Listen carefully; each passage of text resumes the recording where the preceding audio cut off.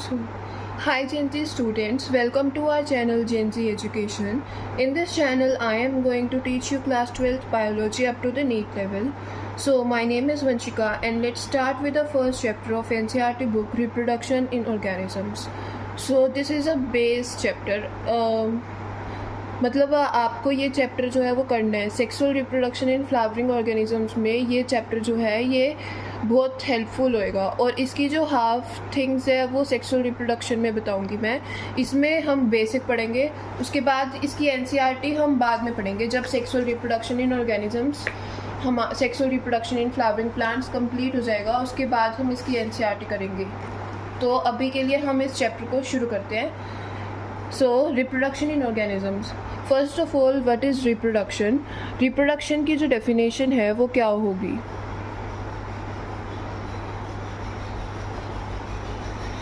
Reproduction जो एक biological process होता है जिसमें कि organisms जो है वो दूसरी जनरेशन को बर्थ देते हैं. ठीक है, दूसरी जनरेशन के लिए हम वर्ड क्या यूज़ कर सकते हैं? Offsprings.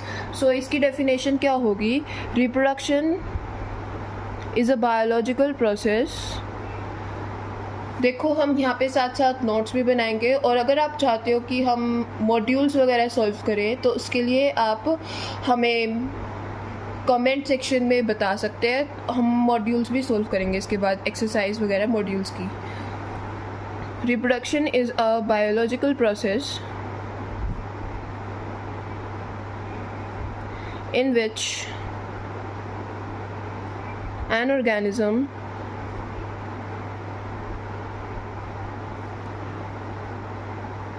give rise to young ones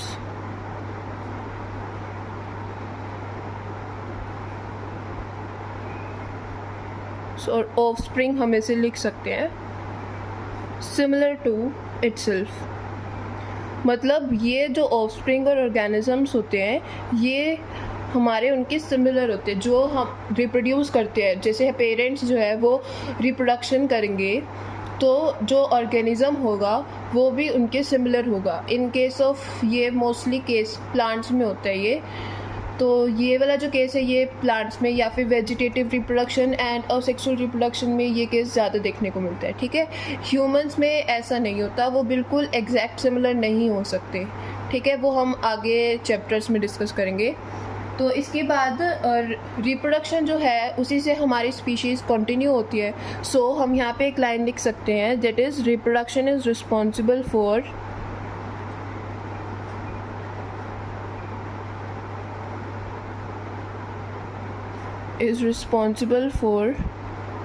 continuity of species. Right, species जो है वो रिप्रोडक्शन से ही कंटिन्यू होगी. अगर ऑर्गेनिजम्स रिप्रोड्यूस करना ही बंद कर देंगे तो हमारी स्पीशीज़ कंटिन्यू कैसे हो सकती है? ठीक है, और इससे जो है वो हमारी पॉपुलेशन ग्रोथ होती है. तो it leads to growth of population. इसमें हम ये ऐड कर सकते हैं, it leads to the growth of population. देखो, अगर आपके यहाँ नोट्स बन रहे हैं तो आप भी साथ साथ नोट्स राइट करेंगे क्योंकि नीट में ये नोट्स बहुत काम आएंगे. इनसे बाहर कुछ भी नहीं आएगा. इसके बाद हम एक्सरसाइज भी सॉल्व करेंगे तो आप उसमें से खुद आप ट्राई आउट करोगे पहले एक्सरसाइज, देन हम उसको डिस्कस करेंगे. तो इससे बाहर नहीं आएगा कुछ भी. It leads to the growth of population. और जो पॉपुलेशन है वो किससे बनती है? पॉपुलेशन जो है वो सिमिलर स्पीशीज़ के मेंबर से ही बनती है ना. जैसे हम ह्यूमंस हैं तो ह्यूमंस की पॉपुलेशन हम ह्यूमन से ही बनेगी. कैट की पॉपुलेशन किससे बनती है? कैट्स की स्पीशीज़ से ही बनती है ना. तो ऐसे अलग अलग स्पीशीज़ से अलग अलग पॉपुलेशंस बनती हैं.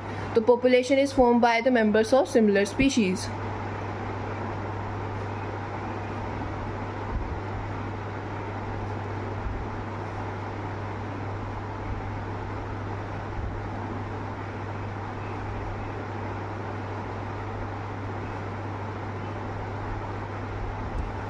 ठीक है, अब क्या है कि डेथ जो है वो सभी ऑर्गेनिजम्स की जो है वो सभी ऑर्गेनिजम्स की डेथ एक सर्टेन होती है. मतलब डेथ आनी ही आनी है सभी में. मतलब डेथ को आप नहीं टाल सकते ना.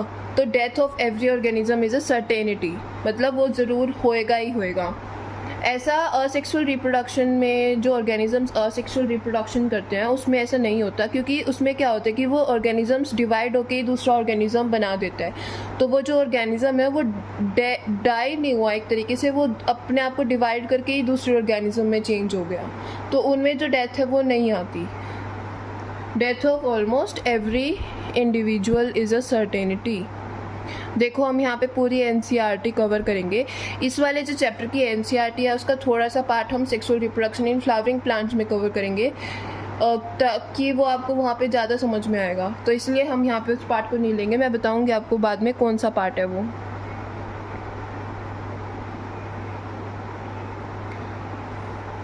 अब देखो रिप्रोडक्शन कितने टाइप, ये रिप्रोडक्शन की वो इंट्रो हो गई। अब रिप्रोडक्शन कितने टाइप्स की होती है? रिप्रोडक्शन हमारी 2 टाइप्स की होती है, एक होती है असेक्सुअल रिप्रोडक्शन और एक होती है सेक्सुअल रिप्रोडक्शन। अब असेक्सुअल रिप्रोडक्शन में हम एक पार्ट वेजिटेटिव रिप्रोडक्शन भी पढ़ते हैं, तो इस चैप्टर में हमें यही पढ़ना है। तो reproduction is of 2 types. Reproduction is of 2 types. First is asexual reproduction.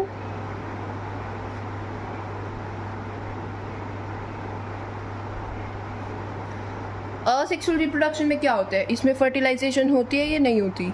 नहीं होती ना, इसमें फर्टिलाइजेशन नहीं होती। जो ऑर्गेनिजम्स है या तो वो डिवाइड करके बनते हैं, फ्रेगमेंटेशन करके बनते हैं, बडिंग से बनते हैं, ऐसे बनते हैं। इसमें कभी भी फर्टिलाइजेशन नहीं होगी, गैमीट फॉर्मेशन इसमें नहीं होता। तो असेक्सुअल रिप्रोडक्शन में fertilization is absent. Fertilization is absent. उसके बाद सेक्सुअल रिप्रोडक्शन। सेक्सुअल रिप्रोडक्शन में फर्टिलाइजेशन होती है ना, जो ऑर्गेनिज्म सेक्सुअल रिप्रोडक्शन करते हैं उनमें फर्टिलाइजेशन होती है। तभी जैसे हम फर्टिलाइजेशन से ही बोर्न हुए हैं ना, हम गैमेट्स बनते हैं, फर्टिलाइज करते हैं, देन जायगोट बनते हैं, है ना। तो सेक्सुअल रिप्रोडक्शन में fertilization is present.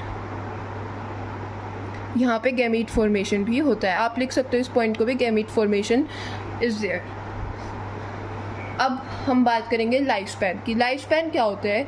Life span एक वो पीरियड होता है जहाँ पे हम बर्थ से लेके नेचुरल डेथ तक के टाइम पीरियड को हम लाइफ स्पैन कहते हैं। अगर कोई ऐसी एक्सीडेंटल डेथ हो गई उसको हम लाइफ स्पैन नहीं मानेंगे।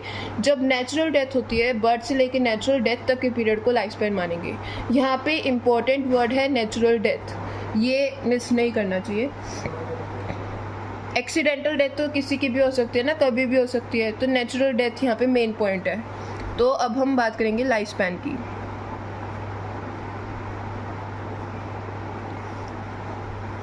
The period from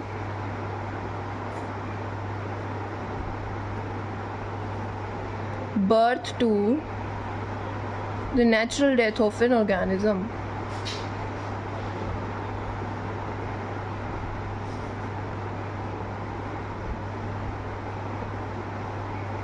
represents its lifespan। देखो ये डेफिनेशन इम्पोर्टेंट है, तो इसको ध्यान रखना है। अब हम यहाँ पे कुछ ऑर्गेनिजम्स के लाइफ स्पैन को देखेंगे। जैसे कि लाइफ स्पैन जो है वो किसी की साइज से नहीं डिपेंड करता ना, लाइफ स्पैन किसी की साइज पे डिपेंड नहीं करता। अब जैसे हम इसमें एग्जांपल्स लेंगे, तो एग्जाम्पल में क्या है, जैसे पाम ट्री का लाइफ स्पैन क्या होता है 20 to 25 ईयर्स, ठीक है। उससे एलिफेंट का होता है 65 to 90 ईयर्स। यस। अब टोर्टोइस जो है वो सबसे छोटा है, उसकी साइज़ बहुत छोटी है, उसका लाइफ स्पैन लेकिन बहुत ज़्यादा है। उसका लाइफ स्पैन क्या है 100 to 150 ईयर्स। सो ऐसे किसी की साइज़ पे जो है वो लाइफ स्पैन डिपेंड नहीं करता। यहाँ पे हम कुछ ऑर्गेनिजम्स के लाइफ स्पैन लिखेंगे जो कि इंपॉर्टेंट है, एनसीईआरटी में भी दिए हुए हैं, और हम उनमें से 1-2 एक्स्ट्रा भी लिखेंगे ताकि जो हमारा नीट का लेवल वो कंप्लीट हो सके। तो सबसे पहले तो ये लाइन लिखेंगे हम कि लाइफ स्पैन जो है वो किसी की साइज से कोरिलेट नहीं करता। Life span independent of size होता है।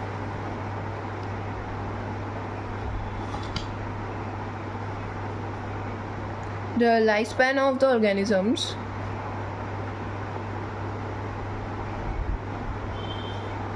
are not necessarily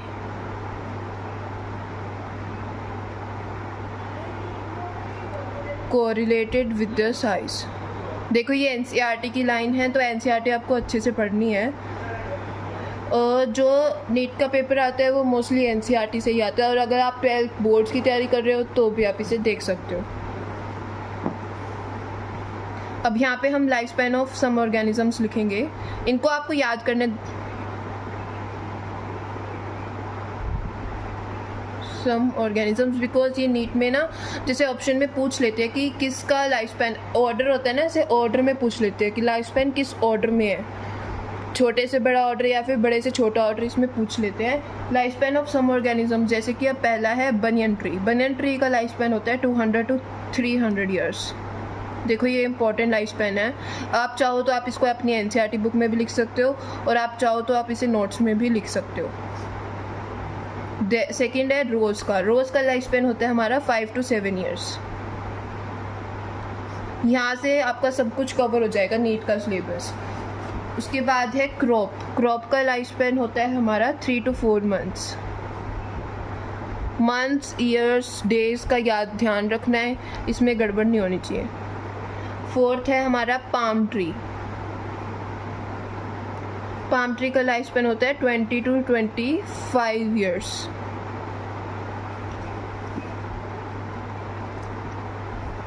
फिफ्थ है हमारे पास पैरट। पैरट का लाइफ स्पैन हमारे पास होता है 140 ईयर्स। अब देखो पैरट बहुत छोटा होता है लेकिन उसका लाइफ स्पैन बड़ा है ना, तो इसलिए जो लाइफ स्पैन है वो साइज से कोरिलेट नहीं करता। अब हम नेक्स्ट पेज पे लिख लेते हैं।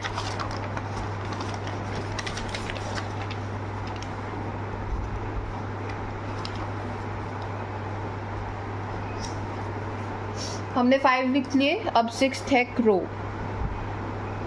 क्रो का जो लाइफ स्पैन होता है दैट इज 15 ईयर्स। उसके बाद है 7th फ्लाइज। फ्लाइज का लाइफ स्पैन होता है हमारे पास 20 to 30 डेज, ये डेज में होता है। 8th है हमारे पास बटरफ्लाई। देखो आपको एनसीईआरटी के सेकंड पेज पे ये दिया हुआ है कि वो पिक्चर्स बनाई हुई है ना, वहाँ पे लिखा हुआ है लाइफ स्पैन हमें इसमें लिखना है, तो आप जो जिनका दिया हुआ है उसका तो आप उसमें फिल कर सकते हो, और जो एक्स्ट्रा है वो आप लिख सकते हो। इनमें से आ जाता है 1 to 2 वीक्स। देखो ये चैप्टर वैसे ज़्यादा इम्पोर्टेंट नहीं है, पर फिर भी आपका ये बेस है, तो सेकेंड चैप्टर के लिए ये बेस है आपका। 9th जो है वो है काऊ। काऊ का लाइफ स्पैन होता है 15 to 25 ईयर्स। और 10th है हमारे पास डॉग। डॉग का लाइफ स्पैन होता है 20 to 30 ईयर्स। आप कोई एक्स्ट्रा बुक पढ़ोगे ना तो आप उसमें भी देखोगे कि लाइफ स्पैन लिखे हुए हैं। 11th है हमारे पास एलिफेंट। एलिफेंट का लाइफ स्पैन होता है हमारे पास 65 to 90 ईयर्स। फिर है हमारे पास हॉर्स। हॉर्स का हमारे पास लाइफ स्पैन होता है 62 ईयर्स। देखो आप इसको नोट कर लेना, अभी आपको ढंग से दिख नहीं रहा होगा क्योंकि मैं लिख रही हूँ ना अभी। क्रोकोडाइल। क्रोकोडाइल का लाइफ स्पैन है यहाँ पे 60 ईयर्स। उसके बाद है टोर्टोइस। टोर्टोइस का लाइफ स्पैन होता है हमारे पास 100 to 150 years. So these are life span of some organisms. इसको आपको अच्छे से लर्न करना है। उसके बाद हम पढ़ेंगे asexual reproduction. What is asexual reproduction?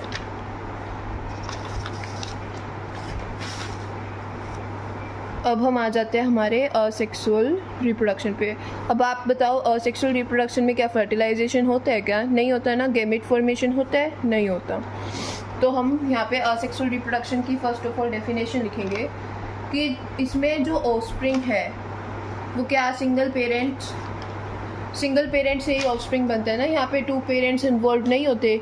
अगर 2 पेरेंट्स इन्वॉल्व होते तो यहाँ पे फर्टिलाइजेशन हो जाता, पर नहीं, ऐसा नहीं होता। यहाँ पे सिंगल पेरेंट से ही अदर ऑर्गेनिज्म बनता है, या तो डिवीजन से या बडिंग से, फ्रेगमेंटेशन से, ऐसे बहुत सारे मेथड्स होते हैं, वो हम मेथड्स आगे पढ़ेंगे। तो इसकी डेफिनेशन क्या होगी? व्हेन द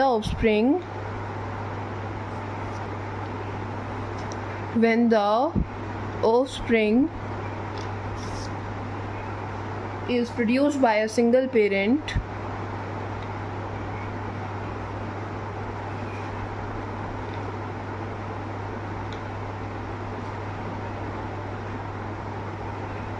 विद और विदाउट द इन्वॉल्वमेंट ऑफ, देखो अब यहाँ पे ये विद आया है, इसका मतलब मैं आगे समझाऊंगी। वैसे ऑलमोस्ट हमेशा विदाउट होता है, विदाउट द इन्वॉल्वमेंट। यहाँ पे एनसीईआरटी ने, आप देखोगे ध्यान से तो एनसीईआरटी ने यहाँ पे विद लिखा हुआ है, तो विद इस यहाँ पे पार्थेनोजेनेसिस के लिए यहाँ पे विद यूज़ हुआ है। वो मैं आपको आगे इसी के थोड़ा टाइम अभी बताऊंगी पार्थेनोजेनेसिस क्या होता है और उसमें गैमीट कैसे आता है। पर यहाँ पे असेक्सुअल रिप्रोडक्शन जो मोस्टली होते हैं वो without the involvement of gamete, सिर्फ विद पार्थेनोजेनेसिस में आएगा, ये ध्यान रखना। विदाउट द इन्वॉल्वमेंट ऑफ, यहाँ आप लिख सकते हो कि विद जो है वो पार्थेनोजेनेसिस के लिए है, गैमेट फॉर्मेशन, ठीक है। तो अब जैसे ये एक ऑर्गेनिज्म है, ये डिवाइड करा, तो डिवाइड करके इसने 2 अदर ऑर्गेनिजम्स बना दिए, तो ये जो है ये असेक्सुअल रिप्रोडक्शन, इसको कॉमनली असेक्सुअल रिप्रोडक्शन कहते हैं। अब यहाँ पे आपको नोट डाल के मैं लिखवा रही हूँ पार्थेनोजेनेसिस के बारे में ही। जब ऑफस्प्रिंग जो है वो फीमेल से बनता है, पर उसमें फर्टिलाइजेशन नहीं होता, फीमेल जो है वो अपना गैमेट प्रोड्यूस करता है, जो वो उस गैमेट का फर्टिलाइजेशन नहीं होता, पर जो ऑफस्प्रिंग बनता है वो फीमेल गैमेट से बनता है, इसमें गैमेट इन्वॉल्व होता है, इसलिए इसको पार्थेनोजेनेसिस कहते हैं। और यहाँ पे इसलिए जो असेक्सुअल रिप्रोडक्शन की डेफिनेशन है इसमें विद इसलिए ही लिखा हुआ है। तो अब हम नोट में लिखेंगे when the offspring is produced from female, when the offspring is produced from female without fertilization, फर्टिलाइजेशन नहीं होगा लेकिन गैमेट इन्वॉल्व होएगा। यहाँ पे फर्टिलाइजेशन नहीं होता, जो गैमेट है ना वो डायरेक्टली एक ऑर्गेनिज्म में कन्वर्ट हो जाता है। When the offspring is produced from female without fertilization and the female gamete is involved, और जो फीमेल गैमेट होता है वो इन्वॉल्व होते हैं। यहाँ पे ध्यान रखना है, ये बहुत इंपॉर्टेंट है कि गैमेट का फर्टिलाइजेशन नहीं होता, the female gamete is involved,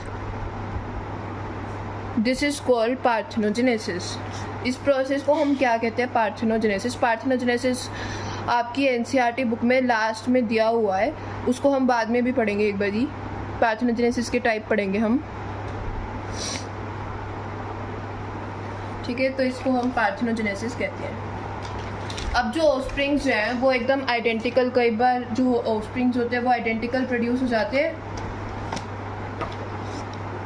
और एग्जैक्ट कॉपी बन जाते हैं अपने पेरेंट्स की। तो उन ग्रुप्स, वो जो ग्रुप ऑफ ऑर्गेनिजम्स होते हैं जो जेनेटिकली और मॉर्फोलॉजिकली सिमिलर, जेनेटिकली मतलब उनकी जीन्स अपने पेरेंट्स के जैसे बिल्कुल सेम होते हैं, और मॉर्फोलॉजिकली मतलब उनका आउटर अपीयरेंस जो होता है वो सेम होता है। तो उन ऑर्गेनिजम्स को हम कहते हैं क्लोन्स, उन ऑर्गेनिजम्स को हम क्लोन्स कहते हैं। तो यहाँ पे हम एक लाइन लिखेंगे, ऑफस्प्रिंग्स, वैसे जो मोस्टली केसेस होते हैं उसमें they are not identical to their parents, but जिसमें आइडेंटिकल हो जाते हैं ना तो उसको हम क्लोन्स कहते हैं। तो यहाँ पे आप एक लाइन लिख सकते हो जैसे ऑफस्प्रिंग्स दैट आर प्रोड्यूस्ड, ये सारी देखो एनसीईआरटी की लाइन है, हम उसको मॉडिफाई करके आपको समझाते हैं क्योंकि एनसीईआरटी को ऐसे समझना मुश्किल है। ऑफस्प्रिंग्स, यहाँ पे आप दैट ऐड कर लो, offsprings that are produced are not only identical to one another. Asexual reproduction में मोस्टली आइडेंटिकल होते हैं, सेक्सुअल रिप्रोडक्शन में जो होते हैं वो आइडेंटिकल नहीं होते। तो इसमें ये क्या लिखा हुआ है कि वो सिर्फ आइडेंटिकल ही नहीं होते, आर नॉट ओनली आइडेंटिकल। इस लाइन का मतलब मैं आपको समझाऊंगी, आप नोट कर लो पहले। Are not only identical to one another, मतलब वो जो ऑफस्प्रिंग्स हैं वो एक दूसरे के भी आइडेंटिकल होते हैं। मतलब जैसे 2 ऑफस्प्रिंग्स हुए तो वो 2 ऑफस्प्रिंग्स, जैसे ये 2 ऑफस्प्रिंग्स हैं तो ये एक दूसरे के भी आइडेंटिकल होंगे और ये दोनों ऑफस्प्रिंग्स अपने पेरेंट के भी आइडेंटिकल होंगे, इसमें ऐसा होता है। तो ये इस लाइन का यही मतलब है, offsprings that are produce are not only identical to one another but are also identical to their parents, but are also exact copy of their parents. ये असेक्सुअल रिप्रोडक्शन का केस है। तो in group of organisms, such group of organisms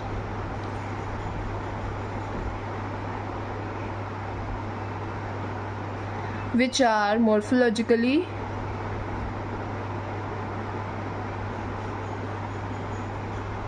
morphological का मतलब क्या होता है, outer appearance, and genetical का मतलब क्या होता है, जो इनर जीन्स होते हैं हमारे, and genetically such group of organisms which are morphologically and genetically similar are called clones. इनको हम क्या कहते हैं, क्लोन्स. ठीक है. अब जो होता है वो asexual reproduction mostly single celled organisms में होता है. ठीक है. बट कभी कभी ये मल्टी सेलुलर ऑर्गेनिजम्स में भी देखने को मिल जाता है. बहुत रेयर होता है बट मोस्टली सिंगल सेल में होता है. मल्टी सेलुलर का एग्जांपल यहाँ पे हाइड्रा आप लिख सकते हो. हाइड्रा मल्टी सेलुलर ऑर्गेनिज्म होता है लेकिन फिर भी उसमें असेक्सुअल रिप्रोडक्शन हो जाता है. ठीक है. तो यहाँ पे हम एक लाइन लिखेंगे, असेक्सुअल रिप्रोडक्शन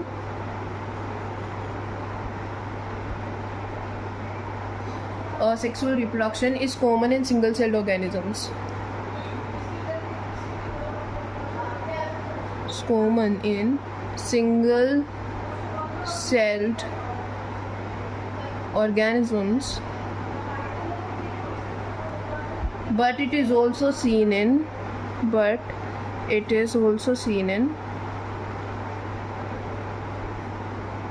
multicellular organisms. सब मल्टीसेलुलर ऑर्गेनिजम्स यहाँ पे ऐड कर सकते हो, जैसे कि हाइड्रा. या मैं यहाँ पे मेंशन नहीं कर रही, आप यहाँ पे मेंशन कर सकते हो. मल्टीसेलुलर ऑर्गेनिजम्स में जो असेक्सुअल रिप्रोडक्शन करता है वो हाइड्रा है, और मोस्टली सिंगल सेल ऑर्गेनिजम्स में असेक्सुअल रिप्रोडक्शन होती है. ठीक है. और सिंगल सेल ऑर्गेनिजम्स के एग्जाम्पल क्या है यहाँ पे, Monera is example of eukaryote. Sorry, Monera is a prokaryote. Monera is prokaryote, and Protista is eukaryote. These are single-celled organisms. ये आपने 11th में पढ़ा हुआ है. ठीक है. उसके बाद हम पढ़ेंगे अब टाइप्स ऑफ असेक्सुअल रिप्रोडक्शन. अभी तक हमने क्या कवर करा है, रिप्रोडक्शन का इंट्रो. उसके बाद हमने पढ़ा लाइफ स्पैन के बाद हमने पढ़ा है सेक्सुअल रिप्रोडक्शन. उसके बाद अब हम टाइप्स ऑफ असेक्सुअल रिप्रोडक्शन को कवर करेंगे.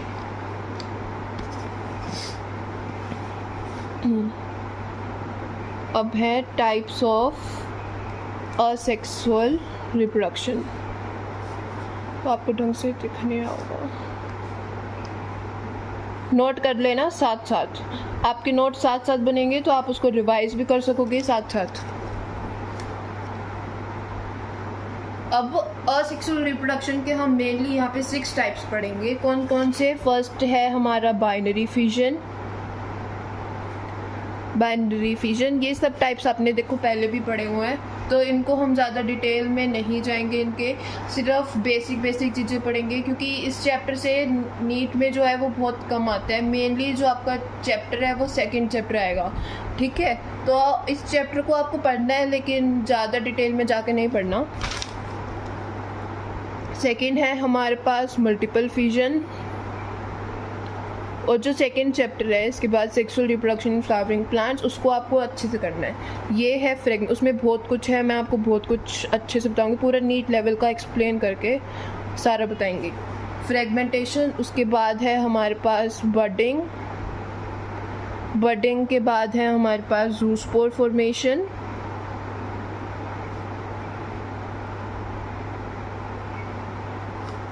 उसके बाद है हमारे पास कोनिडिया फॉर्मेशन. कोनिडिया भी बताएंगे आपको क्या होता है, और जूस्पोर भी. ठीक है. ये हो गया हमारे पास.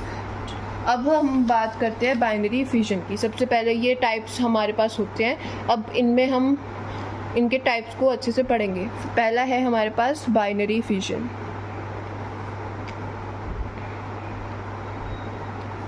बाइनरी फिजन में क्या होता है, it is a division of parent organism in 2 equal parts. ठीक है. जो पेरेंट ऑर्गेनिज्म है वो 2 इक्वल पार्ट्स में हमारे पास डिवाइड हो जाता है. तो हम क्या करेंगे, it is the division of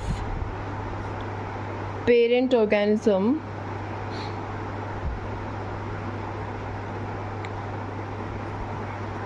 into two equal halves, into two equal halves।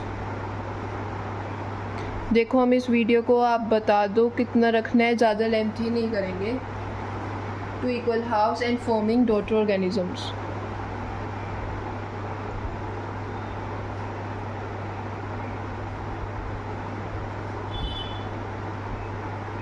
क्योंकि हम यहाँ पे साथ साथ नोट पे बना रहे हैं तो थोड़ा टाइम लगेगा।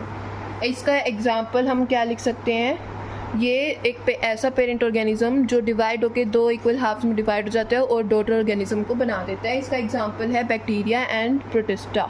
इसकी आप डायग्राम देख सकते हो, इसका बुक में भी पाएगा और इसका डायग्राम आ सकता है। लेबलिंग अच्छे से करना है डायग्राम्स की, लर्न और डायग्राम बनाना भी अच्छे से प्रैक्टिस करते रहना। मतलब तो इसमें क्या होता है, सबसे पहले जो न्यूक्लियर डिवीजन होती है, फर्स्टली न्यूक्लियर डिवीजन, मैं देखो सब कुछ आपको डिटेल में बता रही। Firstly nuclear division, nuclear division को आप क्या कह सकते हो, उसको जो वर्ड होता है ना न्यूक्लियर डिवीजन के लिए, उसको आप कमेंट में बताना। It is a division of, firstly जो न्यूक्लियर डिवीजन होता है, देन साइटोप्लाज्म डिवाइड होता है। Nuclear division takes place, then cytoplasm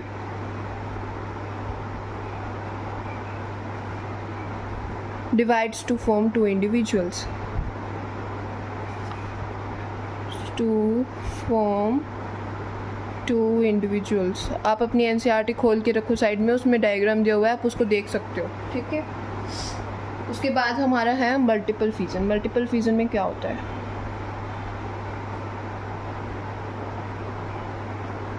multiple fission,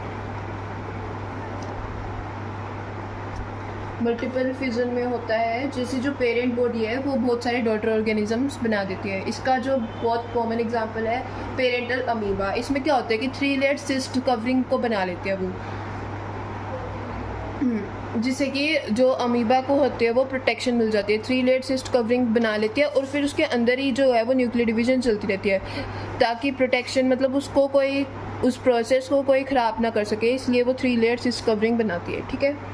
इसका भी डायग्राम आपके पास है बुक में, और जब हम प्रैक्टिस करेंगे तब हम आपको उसमें भी दिखाएंगे, एक्सरसाइज प्रैक्टिस करेंगे। The parent body divides into many organisms,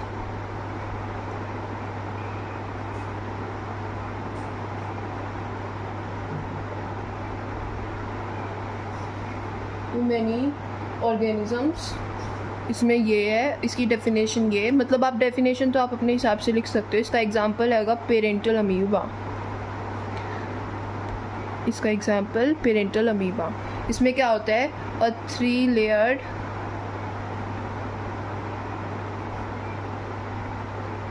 cyst covering.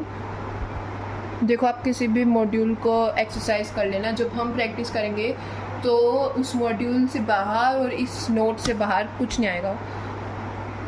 3 layered cyst covering is formed which provides protection. किसके ऊपर बनती है ये, पेरेंटल अमीबा के ऊपर। विच प्रोवाइड्स प्रोटेक्शन, ठीक है, ये हमारा हो गया। उसके बाद हम बात करेंगे बडिंग की। बडिंग में क्या होता है, अब हम आ जाते हैं हमारे बडिंग पे। इनके आप फिगर्स जो है वो बुक में देख सकते हो, कुछ के फिगर मैंने बनाए हुए हैं तो मैं आपको दिखा भी दूँगी। Unequal division of the cytoplasm. Budding में क्या होता है, अनइक्वल डिवीजन ऑफ साइटोप्लाज्म की जो साइटोप्लाज्म है वो इक्वली डिवाइड नहीं होता, वो अनइक्वल डिवाइड होता है। Unequal division of cytoplasm, unequal division of cytoplasm. इसमें क्या होता है, जैसे देखो ये एक है और ये इसका है न्यूक्लियस, ठीक है, ये एक बड मान लो आप, मतलब एक ऑर्गेनिज्म है, ठीक है। तो इसमें क्या होता है, अब देखो इसमें ऐसे और ऐसे, ये ऐसे हो जाता है, इसका न्यूक्लियस अलग हो गया, इसका न्यूक्लियस अलग हो गया, और नीचे ये इसका अदर मटेरियल जो साइटोप्लाज्मिक मटेरियल है वो, तो ये एक बार अलग होगी छोटी सी, ठीक है। अब इसका जो नेक्स्ट पार्ट है वो हमारे पास देखो ये ऐसे हो गया अब ये वाली जो ऊपर वाली बड है ये थोड़ी सी बड़ी हो जाएगी, बड़ी हो गई बड, ठीक है। अब यहाँ पे ये न्यूक्लियस, इसका न्यूक्लियस और इसका ये साइटोप्लाज्मिक मटेरियल अलग से होता है, ठीक, ये हो गया। अब जो है ये बड ये पूरी सेपरेट हो जाएगी, ये ऐसे है तो ये बड पूरी अलग से ऐसे हो जाएगी, ठीक है। यहाँ पे क्या देखो पेरेंट सेल यहाँ पे बचा हुआ है ना, ये असेक्सुअल रिप्रोडक्शन में मैंने आप कहा था कि जो पेरेंट है उसकी डेथ नहीं होती कभी भी, है ना, यही कहा था ना मैंने। तो ये देखो ये पेरेंट सेल है, ये अलग से बड आ गई, इसको हम लिख दे बड, और ये जो पेरेंट सेल रिमेन्स, यहाँ पे हम लिखेंगे पेरेंट सेल रिमेन्स। इससे हमारी जो फर्स्ट पेज पे जो लाइन थी वो प्रूव होती है कि जो असेक्सुअल रिप्रोडक्शन होता है उसमें डिवीजन मतलब उसके जो डेथ नहीं होती। इस ये कि ये ऑर्गेनिज्म कौन सा है, बडिंग इन यीस्ट, क्या है ये, बडिंग इन ईस्ट। ये जो बड है वो कौन सी बड है, यूनिसेलर है या मल्टीसेलर है, unicellular, this bud is unicellular bud. अब हम बात करेंगे हाइड्रा, ये इंपॉर्टेंट पॉइंट था तो मैंने आपको अलग से बताया। हाइड्रा जो एक मल्टीसेलुलर ऑर्गेनिज्म होता है तो इसकी जो बड होती है वो मल्टीसेलुलर बड बनती है। हाइड्रा की बड कौन सी होती है, मल्टीसेलुलर बड। हाइड्रा का जो प्रोसेस है वो आप नेट पे भी सर्च कर सकते हो और बुक में भी दिया है, ठीक है। हमने यहाँ बडिंग तक कर लिया, इसके बाद हम करेंगे फ्रेगमेंटेशन, इतना आप नोट कर लेना। इसके बाद हम फ्रेगमेंटेशन को करेंगे।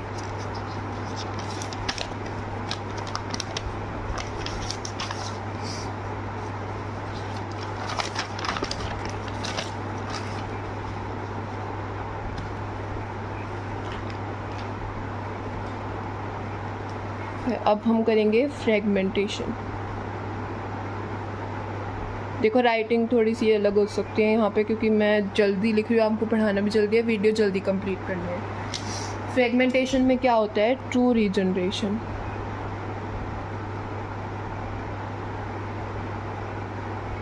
ट्रू रीजनरेशन होती है। ट्रू रीजनरेशन क्या होती है कि जो ऑर्गेनिज्म है,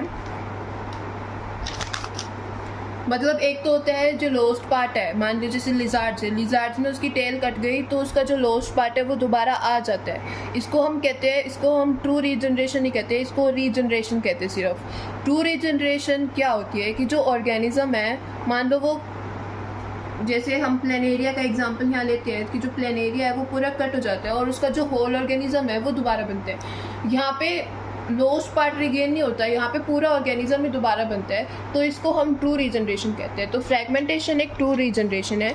जैसे लिजार्ड्स और स्टारफिश में होता है, वहाँ पे लोस्ट पार्ट रिगेन हो जाता है, मतलब जैसे लिजार्ड की टेल कट गई और स्टारफिश की आर्म कट गई तो वहाँ पे वो पार्ट दोबारा आ जाता है, वो रीजनरेट हो जाता है, बट इसको ट्रू रीजनरेशन नहीं कहते। ट्रू रीजनरेशन वो होती है जहाँ पूरा ऑर्गेनिज्म ही दोबारा से बने, ठीक है। आप प्लेनेरिया का एग्जाम्पल बुक में देख सकते हो, बुक में दिया हुआ है। ट्रू रीजनरेशन इसको कहते हैं, फ्रेगमेंटेशन को। जैसे अब हम यहाँ लिखेंगे, इसका मतलब क्या होता है, every piece forms new organism, मतलब जो भी पीस हुआ है वो अलग से एक ऑर्गेनिज्म बनाएगा। पीस फॉर्म्स न्यू ऑर्गेनिज्म, मान लो प्लेनेरिया के 3 पीसेस हो गए तो वो 3 अलग अलग ऑर्गेनिज्म को जनरेट करेंगे। इसका एग्जाम्पल्स लिख लेना, इम्पोर्टेंट है। प्लेनेरिया, प्रोटोनिमा ऑफ मोस, वही एग्जाम्पल्स हैं जो सारे नीट में आते हैं। प्रोटोनिमा ऑफ मोस, यूलोथ्रिक्स एंड स्पाइरोगाइरा, ठीक है। इसके बाद हम इस पॉइंट को भी यहाँ लिखेंगे, लिजार्ड्स वाला जो मैंने आपको बताया। लिजार्ड्स में टेल कट हो जाती है और जो स्टारफिश है उनमें क्या, आर्म्स कट हो जाती है ना, स्टारफिश की आर्म्स कट हो जाती है ना। तो ये जो क्या करते हैं, शो रीजनरेशन,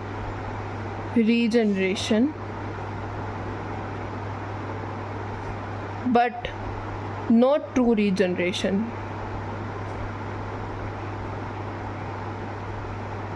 देखो इसको अब एनसीईआरटी की सिर्फ ऊपर से रीडिंग ले सकते हो, लेकिन एनसीईआरटी का एक ऐसा पार्ट है जो उसको हम थोड़ा सा बाद में पढ़ेंगे। जैसे वो नहीं है एनिमल ब्रीडिंग वगैरह, तो वो पार्ट आपका आगे आएगा, वो इधर नहीं आएगा, तो हम उसको पार्ट को बाद में पढ़ेंगे। आप सुपरफिशियल रीडिंग ले लेना, लेकिन जो एनसीईआरटी के डाउट्स हैं वो आप sexual reproduction in flowering plants के बाद क्लियर हो जाएंगे आपके, तो आप उसके बाद लेना अगर कोई डाउट होगा तो। यहाँ पे regeneration is the regain of lost part. आप अपने डाउट्स को कमेंट सेक्शन में लिख सकते हो। यहाँ पे रीजनरेशन का मतलब क्या है कि जो लॉस्ट पार्ट है वही दोबारा आ गया। पूरा ऑर्गेनिज्म दोबारा नहीं बना, लेकिन जो लॉस्ट पार्ट है वही दोबारा से आ गया। ठीक है, तो ये हमारा फ्रेगमेंटेशन हुआ। उसके बाद हम पढ़ेंगे कोनिडिया फॉर्मेशन।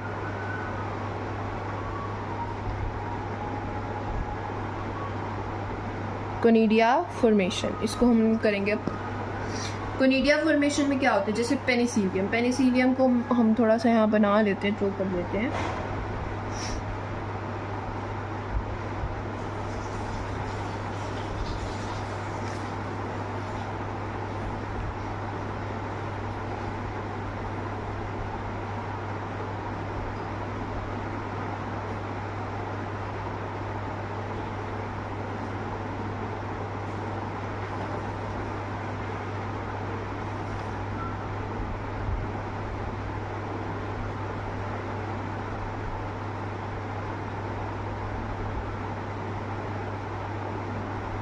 ठीक है, इसको हम यहाँ लिखेंगे पेनिसिलियम।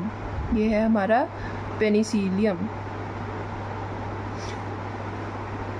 इसमें क्या होता है, देखो ये जो पार्ट होता है इसको हम कहते हैं इरेक्ट हाइफा। इरेक्ट मतलब स्ट्रेट, एंड ये जो पार्ट का नाम होता है वो होता है हाइफा। इसको जो ये लेटा वाला पार्ट होता है इसको हम कहते हैं प्रोस्टेट हाइफा। इसको हम आगे लिखेंगे, नोट डाल के हम इसको लिख देंगे, या फिर हम इसको यहाँ पे भी मेंशन कर सकते हैं। इसको लिख दो प्रोस्टेट मतलब ये लेटा हुआ वाला पार्ट है ना, ये इरेक्ट हाइफा होता है जो स्ट्रेट होता है, और ये वाला होता है प्रोस्टेट हाइफा। ठीक है, इसको हम लिख देते हैं प्रोस्टेट हाइफा। अब जो ये इसकी जो कोनिडिया फोर्स होते हैं, ये जो होते हैं ये कोनिडिया फोर होते हैं। ठीक है, ये वाले जो ये गोले गोले है ना, these are called conidiophores. ठीक है, इसके जो कोनिडिया फोर्स होते हैं वो ब्रांच्ड कोनिडिया फोर, ये याद रखना, ये इंपॉर्टेंट और ये आता भी है। ब्रांच्ड कोनिडिया फोर काफ़ी बार आया हुआ है ये नीट में। एस्परजिलस में अनब्रांच्ड होते हैं, एस्परजिलस का भी अब डायग्राम बनाएंगे। इसमें पेनिसिलियम में ब्रांच कोनिडिया फोर होता है, एस्परजिलस में अनब्रांच कोनिडिया फोर होते हैं। ठीक है, इनको हम कहते हैं कोनिडियम या कोनिडिया।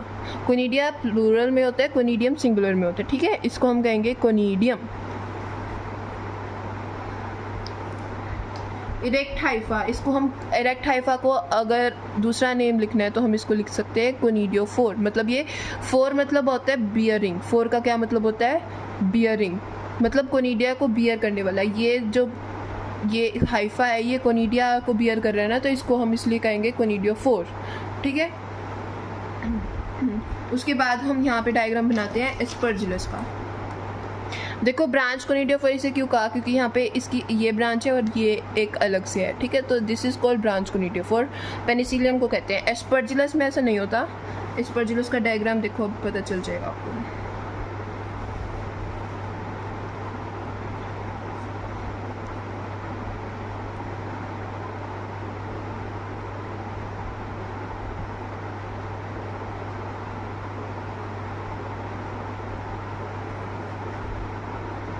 ठीक, ये एस्परजिलस का डायग्राम, और यहाँ पे ये नीचे प्रोस्टेट हाइफा। ठीक है, इसको हम लिख देते हैं एस्परजिलस। तो इसका ये अनब्रांच्ड है, इसमें देखो ये ब्रांच्ड है ना, दिख रहा है ना आपको, और ये अनब्रांच्ड है, तो इसको हम लिखेंगे अनब्रांच्ड कोनिडिया फोर।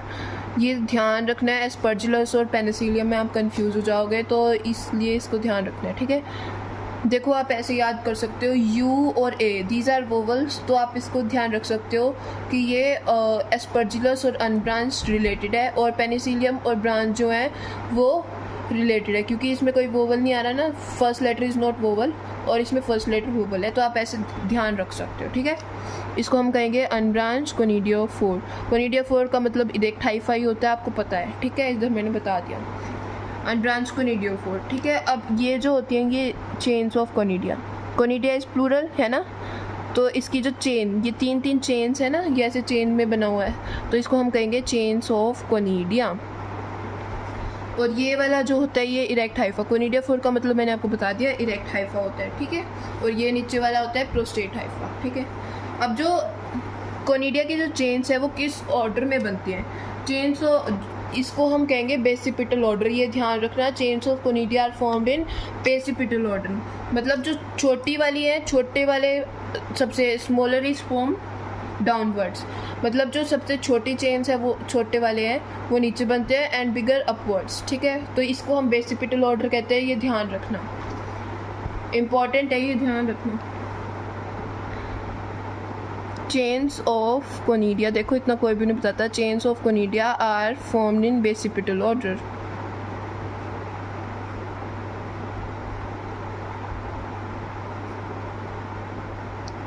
ठीक, small is formed downwards, small is formed downwards and bigger upwards, ठीक है। बिग वाले जो मैच्योर होते हैं और जो नीचे वाले होते हैं वो यंगर होते हैं, ठीक है। उसके बाद हम पढ़ेंगे स्पोर फॉर्मेशन। ये हमारा कोनिडिया फॉर्मेशन हो गया। अब हम पढ़ेंगे स्पोर फॉर्मेशन।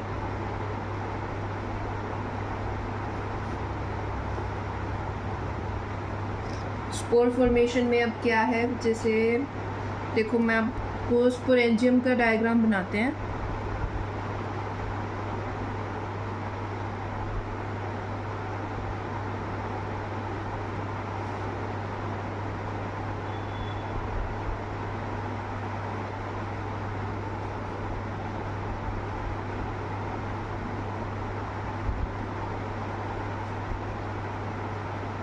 ये आपका हो गया स्पोरेंजियम, ठीक है। इसके अंदर होते हैं ये स्पोर्स, छोटे छोटे।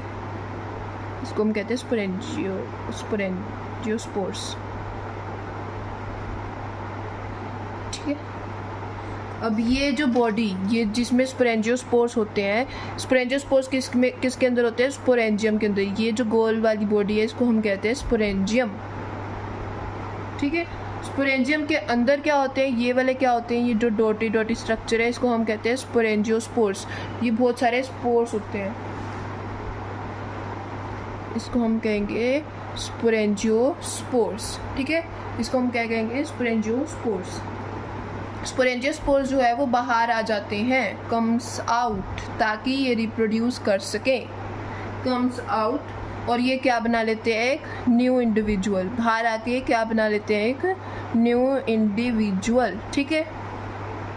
ये हमारे पास ये हर एक में इसको इरेक्ट हाइफा ही कहते हैं, ये आपको याद रखना है।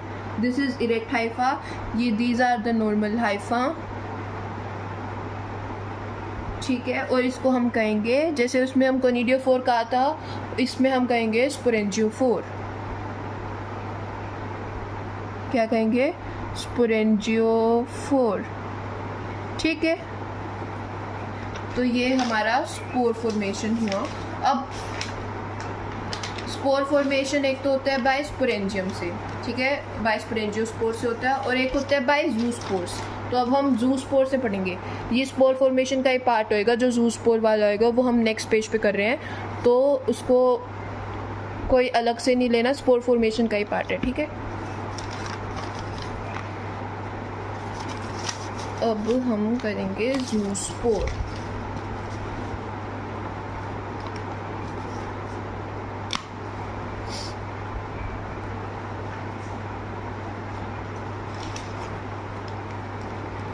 बाय ज़ूस्पोर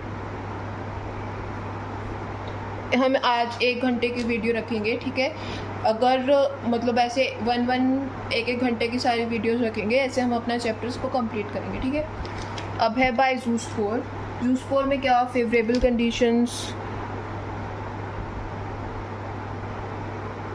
ये जो होते हैं ज़ूस्पोर्स किस में बनते हैं? फेवरेबल कंडीशंस में बनते हैं, ठीक है। ज़ूस्पोर किस में बनते हैं? फेवरेबल कंडीशंस में। और इनको क्या कहते हैं? Motile spores. देखो अब इनको मोटाइल स्पोर्स क्यों कहते हैं? जू का क्या मतलब होता है, एनिमल्स होते हैं ना, तो एनिमल्स जो होते हैं वो मोटाइल होते हैं, तो इसलिए जू स्पोर्स को क्या कहते हैं, मोटाइल स्पोर्स। ठीक है, अब देखो एक डायग्राम बनाते हैं, ये एनसीईआरटी का ही डायग्राम है।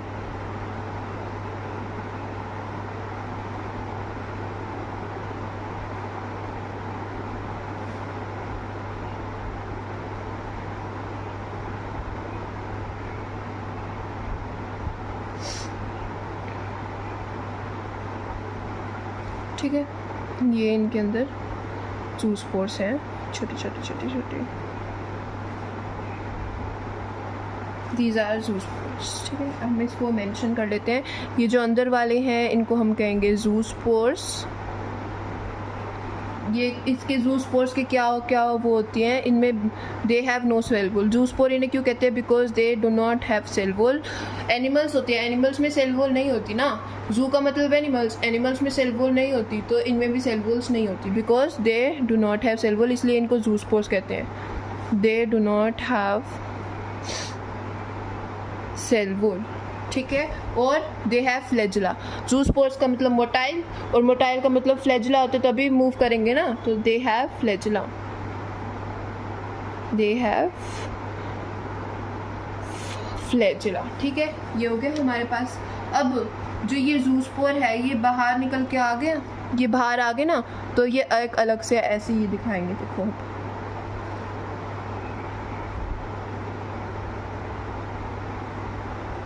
ये बन गया एक, ये जो डायग्राम है ये क्लेमाइडोमोनास का डायग्राम है। ठीक है, किसका डायग्राम है, ये जो है ये पूरा एक क्लेमाइडोमोनास है। यहाँ पे तो जू स्पोर्स में क्या थी, सेल वॉल नहीं थी, क्लेमाइडोमोनास में सेल वॉल नहीं थी यहाँ पे। अब यहाँ पे देखो ये बन गया new young Chlamydomonas, new young Chlamydomonas, ये बन गया न्यू यंग क्लेमाइडोमोनास। ठीक है, यहाँ पे ये देखो अब सेल वॉल बन गई इसमें। ये एक फीचर है जो आपको याद रखना है कि बाद में इसमें सेल वॉल बन जाती है।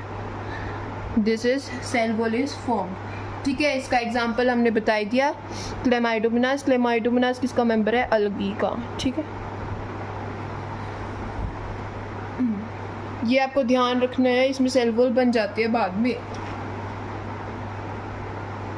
अब असेक्सुअल रिप्रोडक्शन हमारा हो चुका है, इसमें हमारा वेजिटेटिव रिप्रोडक्शन का पार्ट रह रहा है, वो हम आपको वो कल पढ़ेंगे। ठीक है, वेजिटेटिव रिप्रोडक्शन वाला जो पार्ट है वो कल कंप्लीट करेंगे।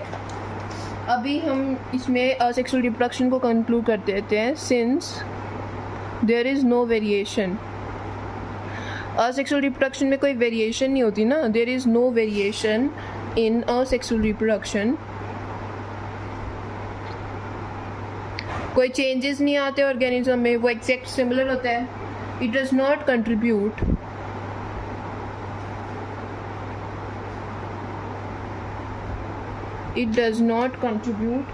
To the evolution of species. Species जो है वो इवोल्यूशन करती ही नहीं है, क्योंकि जो असेक्सुअल रिप्रोडक्शन के ऑर्गेनिजम्स होते हैं वो exact similar to their parents और exact similar to other offsprings के, मतलब उनके जो भाई बहन आप कह सकते हो जिनके अलग हमारे दो ऑफस्प्रिंग बने, तो वो दोनों आपस में भी सिमिलर होंगे और अपने पेरेंट्स के भी सिमिलर होंगे। तो यहाँ पे कोई वेरिएशन नहीं आता, वेरिएशन नहीं आएगा तो इवोल्यूशन नहीं होगा। ठीक है, हाउएवर इवोल्यूशन तो होता नहीं, पर इसमें क्या होता है, इट इन्वॉल्व्स रैपिड मल्टीप्लिकेशन, मतलब ऑर्गेनिजम्स की जो पॉपुलेशन है वो बहुत ज़्यादा जल्दी ग्रो होती है। It involves rapid multiplication of organisms. ठीक, however it involves rapid multiplication of organisms. देखो अभी मेन पार्ट अभी बाकी रह रहा है चैप्टर का, तो हम उसको आगे करेंगे। आज हम 1 घंटे की ही हमने वीडियो रखी, तो हम इसमें इतना ही करेंगे। ठीक है, अभी हमने यहाँ तक करा है, नेक्स्ट टाइम से हम वेजिटेटिव रिप्रोडक्शन को शुरू करेंगे। इतने आपको ये लर्न करना है, और इसकी जो एनसीईआरटी वो ऊपर से पढ़नी है, यहाँ तक तो आपको समझ में आ जाएगी। आगे वाला पार्ट है जो समझ नहीं आएगा, तो आप इसकी इतनी एनसीईआरटी पढ़ लेना। So thank you for watching our video, and please support our channel. This is our new channel, so please support it, and if you have any doubts then write it in the comment section.